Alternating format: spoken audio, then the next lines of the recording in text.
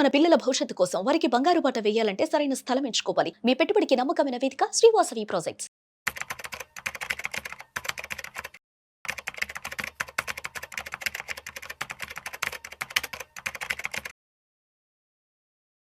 నమస్తే, welcome to Suman TV. నేను విష్ణు. ప్రస్తుతంతో పాటు certified financial planner doctor Bachchu Anil Kumar గారు ఉన్నారు. వారితో మాట్లాడదాం. సార్ నమస్తే. సార్ అనిల్ గారు నమస్తే. విష్ణు గారు, welcome to Vishnu talks. Thank you. So Anil గారు, రీట్స్ అనే కాన్సెప్ట్ గత కొద్ది సంవత్సరాలుగా బాగా బజ్ క్రియేట్ చేసింది, అంటే real estate investment trust. So ఇప్పటి వరకు దీన్ని ఒక బాండ్స్గా కన్సిడర్ చేశారు. బట్ ఇక నుంచి దీన్ని మ్యూచువల్ ఫండ్ పోర్ట్ఫోలియోలో ఈక్విటీగా తీసుకురావాలంటూ కూడా ఒక ప్రపోజల్ సెబీ వైపు నుంచి రావడం జరిగింది. సో మరి ఇప్పుడు ఈ ప్రపోజల్ ఏదైతే ఉందో ఇది మ్యూచువల్ ఫండ్ ఇన్వెస్టర్స్కు లాభం అంటారా, నష్టం అంటారా? సో ఇది ప్రపోజల్ స్టేజ్ నుంచి యాక్సెప్టెన్స్ స్టేజ్కి వచ్చేసింది. జనవరి 1 నుంచి 2026 జనవరి 1 నుంచి ఈక్విటీ మ్యూచువల్ ఫండ్స్ కూడా రీట్స్లో ఇన్వెస్ట్ చేయొచ్చు. వాటిని కూడా ఈక్విటీ రిలేటెడ్ ఇన్వెస్ట్మెంట్గా కన్సిడర్ చేస్తారు మ్యూచువల్ ఫండ్ పోర్ట్ఫోలియోలో పార్ట్. అయితే ఇండివిజువల్గా మాత్రం నువ్వు రీట్స్ని ఇన్వెస్ట్ చేస్తే మాత్రం ఎగ్జిస్టింగ్ ట్యాక్స్ స్ట్రక్చర్ కానీ బేసిక్ రూల్స్ నీ ఇండివిజువల్ లెవెల్లో నీ సొంతంగా చేసుకుంటే మాత్రం సేమ్, అది మారలేదు. ఓన్లీ మ్యూచువల్ ఫండ్స్ మాత్రం తమ పోర్ట్ఫోలియో పార్ట్లో అందులో ఇది పెడితే మాత్రం ఈక్విటీ రిలేటెడ్ ఇన్వెస్ట్మెంట్ అయింది. సో దీనివల్ల అడ్వాంటేజెస్ డిసడ్వాంటేజెస్ ఏం అవబోతున్నాయి కొంచెం తెలుసుకుందాం. ఫస్ట్ థింగ్ వచ్చేసి దీనివల్ల ఏంటంటే మ్యూచువల్ ఫండ్ కంపెనీస్కి అడిషనల్గా ఇంకా కొంచెం ఆప్షన్ దొరుకుతుంది రీట్స్ అనే రూపంలో, which are tradable. And also ఏవైతే because every REIT also 90% of వాళ్ళ అర్నింగ్ ఏదైతుందో డివిడెండ్ రూపంలో ఇవ్వాల్సి వస్తుంది. Okay. So mutual fund investors కూడా ఎవరికైతే రెగ్యులర్ ఇన్కమ్ కావాలో దే కెన్, అంటే దాన్ని కూడా దీనిలో అలొకేషన్ ఈక్విటీ మ్యూచువల్ ఫండ్ వల్ల ఒకటి వస్తూ ఉంది. సో అండ్ ఇంకొకటి ఏంటంటే దీనివల్ల ఇంకొక మేజర్ అడ్వాంటేజ్ ఏంటంటే రీట్స్కి కూడా ఏమంటారు డిమాండ్ పెరుగుతూ ఉంది మార్కెట్లో. ఇన్ని రోజుల నుంచి ఏంటంటే కొత్తగా రీట్స్ మార్కెట్లోకి రావట్లేదు, ఇన్వెస్టర్స్ ఎంత ఇంట్రెస్ట్ చూపిస్తున్నారో తెలియట్లేదు. అడిషనల్గా మ్యూచువల్ ఫండ్స్ ద్వారా కూడా డిమాండ్ రావడం వల్ల చాలా కంపెనీస్ విచ్ ఆర్ హోల్డింగ్, ఇది ఐటీ పార్క్స్ అనుకోండి, కమర్షియల్ కాంప్లెక్స్లే అనుకోండి, ఏవైతే రెంటల్ మంచిగా ఈల్డ్ అవుతున్న ప్రాపర్టీ ఉన్న కంపెనీస్ కూడా వాటిని అన్లాక్ చేయడం వల్ల కొత్త క్యాపిటల్ పక్క రియల్ ఎస్టేట్ సెక్టర్కి అయితే మాత్రం చాలా అడ్వాంటేజ్. ఎవరికైతే ఉన్నాయో వాళ్ళు బయటపడడానికి మంచి అవకాశం అనమాట. దెన్ కమింగ్ టు ఇన్వెస్టర్స్కి ఏంటంటే అన్నెసెసరీ వొలటిలిటీ తగ్గిపోతుంది రీట్స్లో. ఇప్పుడు ఏంటంటే మార్కెట్లో ఇది కొద్ది మంది ఇన్వెస్ట్ చేస్తున్నారు కాబట్టి వొలటిలిటీ రీట్స్ మార్కెట్లో చాలా హయ్యర్ ఉంది. ఆ వొలటిలిటీ అనేది తగ్గిపోతుంది because mutual funds usually long term investors, వాళ్ళు ఒకరోజు కొని నెక్స్ట్ డే అమ్మేవాళ్ళు కాదు. సో దేర్ బై ఏంటంటే ఫస్ట్ మన రీట్స్ మార్కెట్ స్టెబిలైజ్ అవుతుంది.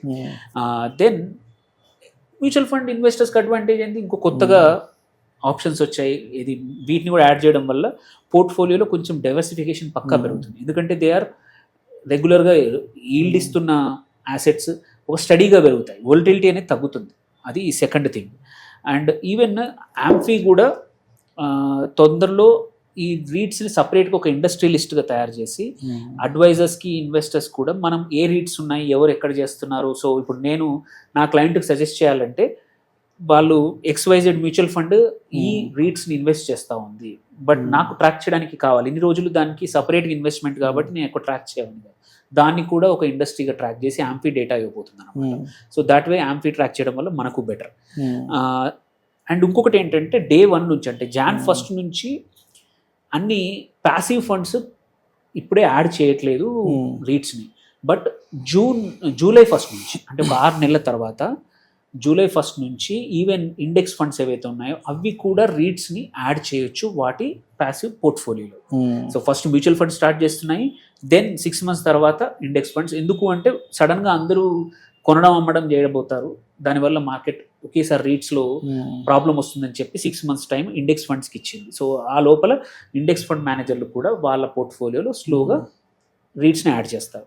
సో ఇది ఒక 1 or 2 years కోసం కాకుండా లాంగ్ టర్మ్ కోసం ఈ కొత్త యాసెట్ క్లాసెస్ని కూడా ఈక్విటీ కింద కలిపేశారు. సో నౌ ఎవరికి పెద్ద లాభం ఎవరికి? ఇంత చేస్తున్నారు, ఇంత Hmm. చేస్తున్నప్పుడు ఏంటంటే ఫస్ట్ థింగ్ రీటైల్ ఇన్వెస్టర్స్కి Hmm. ఈజియర్గా ఇండైరెక్ట్ యాక్సెస్. ఓకే. నువ్వు అంటే నేను ఒక రీట్ తీసుకుంటే ఒకే దానిలో పెట్టడం వల్ల నేను రిస్క్ అవుతానేమో అనుకునే వాళ్ళకి మ్యూచువల్ ఫండ్స్ ద్వారా దొరకడం వల్ల వాళ్ళ పోర్ట్ఫోలియో డైవర్సిఫై అవుతుంది. వాళ్ళ పోర్ట్ఫోలియోలో స్మాల్ పర్సంటేజ్ రీట్స్కి ఎక్స్పోజర్ అవుతుంది. So that is advantage. And నువ్వు డైవర్సిఫైడ్ ఈక్విటీ ఫండ్లో ఎస్ఐపి ద్వారా కూడా నువ్వు రీట్స్లో ఎంట్రీ అవుతూ ఉంటావు అనమాట. మ్యూచువల్ ఫండ్స్కి ఎస్ఐఎఫ్కి ఏవైతే ఉన్నాయో వాటికి అడ్వాంటేజ్ ఏంటి? ఇప్పుడు ఏంటంటే రీట్స్ని ఎక్కడ పెట్టాలో చాలా కన్ఫ్యూజన్ ఉండేది, కన్స్ట్రెంట్ ఉండేది. అరే దాన్ని డెట్లో అందామా హైబ్రిడ్లో అందామా అర్థం కాకపోయేది. ఇప్పుడు ఎందుకంటే హైబ్రిడ్లో ఎందుకు అంటామంటే అది లిస్టెడ్, బట్ డెట్ ఎందుకు? దాని నుంచి ప్రతి నెల రెగ్యులర్ ఇన్కమ్ కూడా వస్తుంది. సో దాన్ని ఎటు తీసుకోవాలనేది ఎప్పుడు కన్ఫ్యూజన్ ఉండేది రీట్స్ని. ఇప్పుడు క్లియర్గా సెబీ ఇచ్చేయడం వల్ల మ్యాండేట్ అది ఈక్విటీ రిలేటెడ్ ఇన్వెస్ట్మెంట్ అని చెప్పారు. ఎందుకంటే ఇట్స్ లిస్టెడ్, అది కూడా మార్కెట్లో డిమాండ్ని బట్టి రీట్స్ పెరగడం తగ్గడం ప్రైస్ తగ్గుతుంది కాబట్టి ఈక్విటీ అని దాన్ని క్లాసిఫై చేసేసారు. సో మ్యూచువల్ ఫండ్స్కి క్లారిటీ వస్తుంది. దే ఆర్ నౌ అంటే ఈక్వలెంట్, ఎందుకంటే ఇప్పుడు నియర్లీ 6-7 రీట్స్ ఉన్నాయి పైప్ లైన్లో, ఇంకో 3-4 ఉన్నాయి. సో మోర్ ఫండ్స్ రావచ్చు.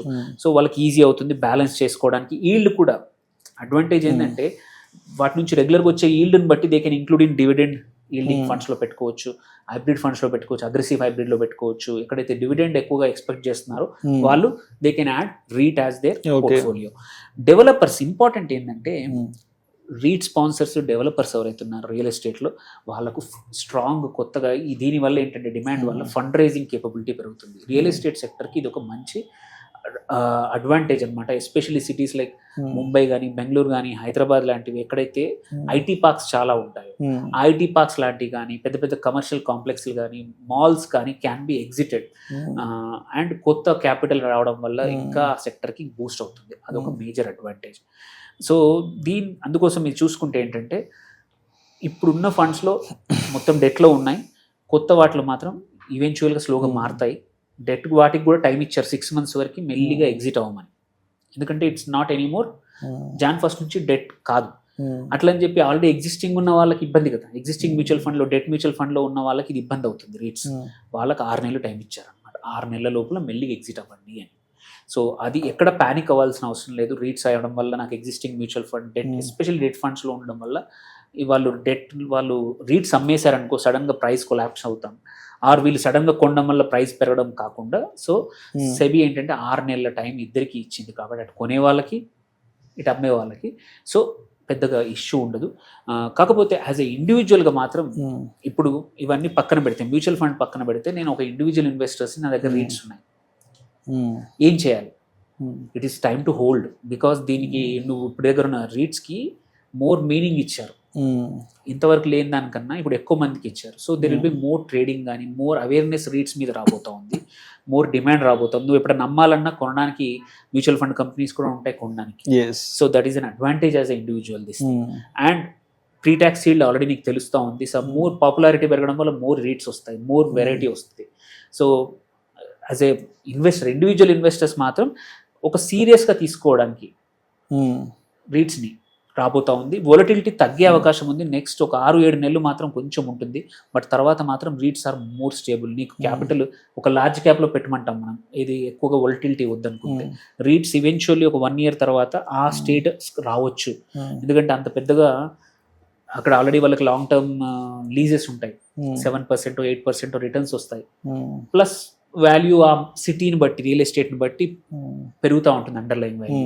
సో మచ్ మోర్ స్టేబుల్ ఉంటాయి when compare to regular small cap mid cap companies కన్నా. REITs will be stable in the future. So ఎవరికైనా లాంగ్ టర్మ్ రెంటల్, నేను ఒక ప్రాపర్టీ కొనలేను బట్ 20 లక్షలు పెట్టి రెంట్ రావాలి అంటే మాత్రం రీట్స్ ఇంకా మచ్ మోర్ లెజిటిమైజ్ అయింది ఈ కొత్త మూవ్ వల్ల.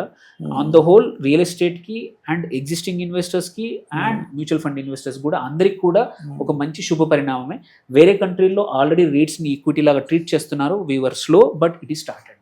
రైట్. అయితే ఇప్పటి వరకు కొన్ని మనకి లిస్టెడ్ కంపెనీస్ కొన్ని ఉన్నాయి కదా రీట్స్లో, అవేమన్నా ఒకసారి మన ఆడియన్స్ కొంత educative purpose already existing REITs companies. Existing brigade వాళ్ళది ఉంది, బ్రిగేడ్ ఉంది, మొత్తం ఒక 5 కంపెనీస్ ఉన్నాయి. సో 5 కూడా మీరు చూసుకుంటే ఎనీవేర్ బిట్వీన్ 7 to 9% ఈల్డ్ ఇస్తాం. డిఎల్ఎఫ్ కూడా ఉంది కదా, డిఎల్ఎఫ్ ది కూడా ఉంది. మళ్ళీ మైండ్ స్పేస్ ఒకటి ఉంది, ఇంకొకటి రహేజ్ అవ్వాలి. సో ఇంకో రీసెంట్ గా వచ్చిన మన కల్పతరు కూడా ఈ మధ్య వచ్చింది కదా. కల్పతరు ప్రాజెక్ట్స్, బట్ ఇంకొక ముంబై బెంగళూరు బేస్డ్ కూడా ఇంకొక రీట్ ఉంది. వచ్చింది, మొత్తం వచ్చింది. 5-6 రీట్స్ ఉన్నాయి. బట్ దీని వల్ల పైప్ లైన్ లో చాలా ఉన్నాయి. పైప్ లైన్ లో ఒక 7-8 రీట్స్ వెయిటింగ్ అన్నమాట. ఈ లెజిటిమైజేషన్ ఇవ్వడం వల్ల, ఈక్విటీ రిలేటెడ్ ఇన్స్ట్రుమెంట్ అని చెప్పడం వల్ల చాలా ఫస్ట్ మ్యూచువల్ ఫండ్స్ డిమాండ్ ఉంటుంది, తర్వాత ఇండెక్స్ ఫండ్స్ లో కూడా యాడ్ అవుతుంది. కాబట్టి ఒక 1 year down the line REITs కి మాత్రం ఇంకా డిమాండ్ పెరగచ్చు. మచ్ మోర్ ప్రైజింగ్ వైజ్ కానీ అండ్ మోర్ కంపెనీస్ రావచ్చు. రియల్ ఎస్టేట్కి ఒక రకంగా మంచిది, ఎస్పెషల్లీ ఆఫీస్ రియల్ ఎస్టేట్కి, కమర్షియల్ రియల్ ఎస్టేట్కి ఒక మంచి ఎగ్జిట్ మోడల్ అయిపోతుంది. అంటే ఎండ్ యూజర్ దొరక్కపోయినా ఇట్లా ఫ్రాక్షనల్గా రీట్స్ ద్వారా అమ్మడం వల్ల అడ్వాంటేజ్ అనమాట. ఇన్వెస్టర్స్కి అడ్వాంటేజ్, అటు డెవలపర్స్ కూడా advantage. Thank you sir, thank you so much Anil garu. Thank you. Rates కి సంబంధించి ఇప్పటి వరకు కొత్తగా ఆన్ బోర్డ్ కాబోతున్న కొత్త అప్డేట్స్ గురించి చాలా చక్కగా తెలియజేశారు. Thank you so much sir.